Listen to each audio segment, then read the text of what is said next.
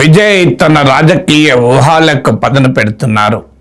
Actor, ఈయనకేమీ పాలిటిక్స్లో experience లేదు, తమిళనాడు రాజకీయాల్లో ముదిరిన నేతలున్నారు అనుకున్నారు. కానీ విజయ్ తనదైన రాజకీయ వ్యూహాలను అమలు చేస్తూ అటు మిత్రపక్షాలను ఇటు విపక్షాలను కూడా ఆలోచింపజేస్తున్నాడు. ఒకవైపు ఏమో విజయ్ ప్రభుత్వం నెల రోజులు కూడా ఉండదు అని డిఎంకే మాట్లాడుతోంది. ఈవెన్ విజయ్ ప్రభుత్వాన్ని కూల్చడానికి డిఎంకే కుట్రలు పన్నుతున్నాయని వార్తలు కూడా వస్తున్నాయి. ఈలోగా విజయ్ తన పొలిటికల్ కన్సాలిడేషన్ ప్రాజెక్ట్ మొదలుపెట్టాడు. ఈ పొలిటికల్ కన్సాలిడేషన్లో ఫస్ట్ థింగ్ ఏంటంటే తనకు సొంతగా మెజారిటీ ఉండేలా జాగ్రత్త పడుతున్నాడు. అదంత సులభమైన ఎక్సర్సైజ్ కాదు, కానీ అటు దిశగా ప్రయత్నాలు అయితే సాగుతున్నాయి. అంటే మిత్రపక్షాలపై ఆధారపడితే ఎప్పుడైనా సమస్య అన్నది విజయ్కి మొదట్లోనే అర్థమైంది. ఎందుకంటే విజయ్కి మద్దతు ఇవ్వటానికి వీసీకే అనేక షరతులు పెట్టిన వార్తలు వచ్చాయి. డిప్యూటీ చీఫ్ మినిస్టర్ కావాలని. ఆ తర్వాత మీకు ప్రమాణ స్వీకారమే వివాదమైంది. వందే మాతరంలోని వివాదాస్పద స్టాంజాస్ను కూడా పాడారు. తమిళ రాష్ట్ర గీతాన్ని ఆలపించలేదు. దీన్ని మిత్రపక్షాలు తప్పుపట్టాయి. ఆ తర్వాత మీకు తన సొంత జ్యోతిష్యుని చీఫ్ మినిస్టర్ ఆఫీస్లో ఓఎస్డీగా నియమించాడు. ఇది ప్రతిపక్షాలే కాదు మిత్రపక్షాలకు కూడా కన్నెర చేశాయి. ఇదేంటి జ్యోతిష్యులను తీసుకొచ్చి అధికారిక ప్రభుత్వ పదవుల్లో పెట్టడం ఏంటి అని. తాజాగా Tamil Nadu state special representative in ఢిల్లీగా రాజకీయాలకు సంబంధము లేని తన ప్రొడ్యూసర్ అయినటువంటి జననాయకన్ ప్రొడ్యూసర్ను నియమించారు. అయితే టీవీకే చెప్పేది అంటే ఆయన మొదటి నుంచి కూడా విజయ్తో సన్నిహితంగా ఉన్నాడు. ఈవెన్ గవర్నర్ దగ్గరికి విజయ్ వెళ్ళినప్పుడు కూడా జననాయకన్ ప్రొడ్యూసర్ వెంట వచ్చారు అన్నది టీవీకే వర్షన్. ఏదైనా తన ఫిలిం ప్రొడ్యూసర్ను తీసుకొచ్చి ప్రభుత్వ స్పెషల్ రిప్రజెంటేటివ్గా నియమించడం ఏమిటి అనేటువంటి ప్రశ్నలు ఎదురయ్యాయి. ఈవెన్ విధానాలపైన కూడా విమర్శలు మొదలయ్యాయి. తాజాగా కొన్ని యాక్టివిటీస్ను ప్రైవేటైజ్ చేస్తున్న విమర్శలు వస్తాయి. ఉదాహరణకు సాలిడ్ వేస్ట్ మేనేజ్మెంట్ను ప్రైవేట్ వారికి అప్పచెప్పారు అని. ఇలా నియామకాలు విధానాలు మిత్రపక్షాల నుంచి కూడా విమర్శలు ఎదుర్కొంటున్నాయి. అందుకే మీకు విజయ్ కాస్త జాగ్రత్త పడుతున్నట్టున్నాడు. అందువల్ల సొంతగా మెజారిటీ పొందాలంటే ఏం చేయాలి? స్లోగా ఈ యాక్టివిటీ మొదలుపెట్టాడు. ఇప్పుడు 234 మెంబర్స్ ఉన్నారు తమిళనాడు అసెంబ్లీలో.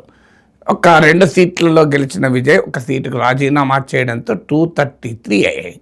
117 మెజారిటీ. విజయ్కి సొంతగా 108 ఎమ్మెల్యేలు గెలిచారు. ఒక సీటు ఖాళీ చేయడంతో 107, అంటే గ్యాప్ 10. అందుకే కాంగ్రెస్, టీవీకే, మిత్రపక్షాలు, వామపక్షాలు వీటి మద్దతుతో గట్టెక్కాడు. ఇక ఇప్పుడు 6 ఏడీఎంకే ఎమ్మెల్యేలు రిజైన్ చేసి టీవీకేలో చేరాడు. సో వారు ఆ సీట్లలో బై ఎలక్షన్ అనివార్యమవుతాయి. ఈ 6 రిజైన్ చేయడంతో ఇప్పుడు 233 కాస్త 227కు తగ్గిపోయింది. అంటే 114 మెజారిటీ వస్తే సరిపోతుంది. ఇప్పుడు ఆల్రెడీ టీవీకేకు 107 ఉన్నారు. అంటే మెజారిటీ 7కు పడిపోయింది. రేపు ఈ 6 ప్లస్ విజయ్ ఖాళీ చేసిన సీటు కూడా 7 గెలిస్తే టీవీకే బలం 114కి అవుతుంది. టోటల్గా ఉండాల్సింది 117. అప్పుడు 3 సీట్స్ మద్దతు ఉంటేనే సరే, 3 సీట్సే తక్కువ ఉంటాయి విజయ్కి. ఇలా తన గ్యాప్ను కాస్త మెజారిటీకి టీవీకే సొంత స్ట్రెంత్కు గ్యాప్ను 10 నుంచి 3 వరకు తగ్గించుకోవాలని. అయితే బై ఎలక్షన్స్ అయ్యే 7 సీట్లు గెలవడం ఛాలెంజింగ్గా ఉండవచ్చు, కానీ అది ఆయన వ్యూహంలో మొదటిది. రెండవది, మల్టిపుల్ అలైస్ ఉంటే ఏదో ఒక మిత్రపక్ష బ్లాక్ మెయిల్కు తలవగ్గాల్సిన అవసరం ఉండదు. ఇది రెండవ స్ట్రాటజీ. ఈ స్ట్రాటజీలో భాగంగా మొదట్లో కాంగ్రెస్ మద్దతు ఇచ్చింది. ఆ తర్వాత వామపక్షాల మద్దతు పొందాడు. వీసీకే మద్దతు కొంత ఇబ్బంది కూడా జరిగింది. తర్వాత ఐయుఎంఎల్ మద్దతు పొందాడు. ఇప్పుడు తాజాగా డిఎంకేకు 9 ఇయర్స్ నుంచి మిత్రపక్షంగా ఉన్న ఎండిఎంకే కూడా పక్కకు జరిగి విజయ్కి మద్దతు ప్రకటించారు. సో ఇప్పుడు విజయ్ ఎండిఎంకేతో పాటు టీవీకే సభ్యులు పిఎంకేతో కూడా సన్నిహితంగా ఉంటున్నారని అంటున్నారు. అంటే రేపో మాపో పిఎంకే కూడా మద్దతు ఇవ్వచ్చు. అప్పుడు మోర్ దెన్ వన్ అలై ఉన్నప్పుడు, మల్టిపుల్ మిత్రపక్షాలు ఉన్నప్పుడు ఏ ఒక్క మిత్రపక్షం కూడా విజయ్ పైన స్వారీ చేసడానికి అవకాశం ఉండదు. అది ఆయన స్ట్రాటజీ నెంబర్ 2గా కనబడుతోంది. స్ట్రాటజీ నెంబర్ 3లో నేషనల్ పాలిటిక్స్తో స్ట్రాటజిక్ డిస్టెన్స్ మెయింటైన్ చేస్తున్నాడు. సో తమిళనాడులో గెలిచాక కాంగ్రెస్ మద్దతుతో వచ్చాడు కనుక ఆటోమేటిక్గా ఇండియా కూటమిలో కీలక భాగస్వామి అవుతారని అనుకున్నారు. ఎందుకంటే డిఎంకే కాంగ్రెస్ ఎప్పుడైతే తన కూటమి నుంచి వెళ్ళిపోయిందో ఇండియా కూటమికి తాను దూరం అవుతున్నట్టు డిఎంకే ప్రకటించింది. ఇటీవల జరిగిన ఇండియా కూటమి సమావేశానికి కూడా డిఎంకే ప్రతినిధులు వెళ్ళలేదు. సో దానితో సహజంగా టీవీకే ఆ గ్యాప్ ఫిలప్ కావాలి. కానీ టీవీకే ఇప్పటికిప్పుడు ఇండియా కూటమిలో కీలక భాగస్వామిగా చేరటానికి సిద్ధంగా లేదు. అంటే కాంగ్రెస్తో అలియన్స్ కూడా తమిళనాడు సెంట్రిక్గానే చూస్తోంది టీవీకే. ఇంట్రెస్టింగ్ ఏంటంటే కేరళ ముఖ్యమంత్రిగా కాంగ్రెస్ నాయకుడు సతీశన్ ప్రమాణ స్వీకారానికి ఇన్వైట్ చేస్తే కూడా విజయ్ వెళ్ళలే. సో ఆ రకంగా విజయ్ కాంగ్రెస్ పార్టీ మద్దతుతో అధికారంలో ఉన్న జాతీయ రాజకీయాల్లో కాంగ్రెస్తో వ్యూహాత్మక డిస్టెన్స్ మెయింటైన్ చేస్తున్నాడు. ఇది థర్డ్ ఫ్యాక్టర్గా ఉన్నది. ఫోర్త్ ఫ్యాక్టర్గా ఏం చేస్తున్నారంటే కేంద్రంతో ఘర్షణ పడదలుచుకోలేదు. సో ఎక్కడా కేంద్రంతో ఘర్షణ పడే వైఖరి తీసుకోవడం లేదు. అది డే 1 అర్థమైపోయింది. ప్రమాణ స్వీకారం రోజే వివాదాస్పదమైన ఆ వందే మాతరంలోని 4 స్టాంజాలు కూడా పాడి తమిళ రాష్ట్ర గీతాన్ని కూడా డ్రాప్ చేశారు. అంటే అగ్రెసివ్ తమిళ్ ఐడెంటిటీ గతంలో డిఎంకే తీసుకున్న దానికి భిన్నంగా కాస్త accommodative Tamil identity politics Vijay నడుపుతూ అరవింద్ కేజ్రీవాల్ లాగా, మమతా బెనర్జీ లాగా కేంద్రంతో ఘర్షణకు సిద్ధంగా లేడు.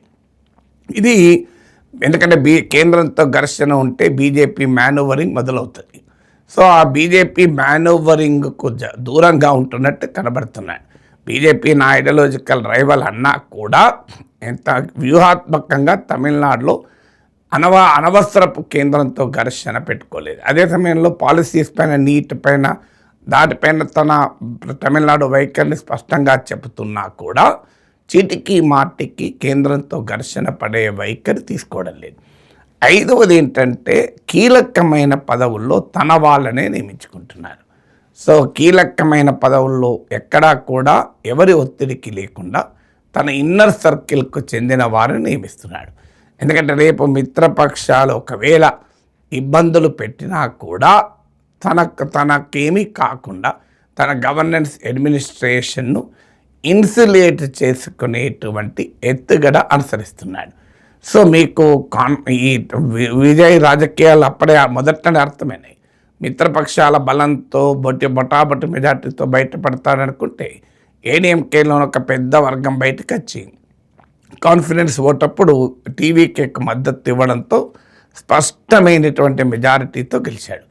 సో అందువల్ల ఎక్కడికక్కడ తన ఇండిపెండెంట్ పొలిటికల్ స్ట్రాటజీ చాకౌట్ చేస్తూ మిత్రపక్షాల పైన ఎక్కువగా ఆధారపడకుండా తనదైన రాజకీయ భూమికను నెలకొల్పుకునేలా విజయ్ ఎత్తుగడలు వేస్తున్నాడు.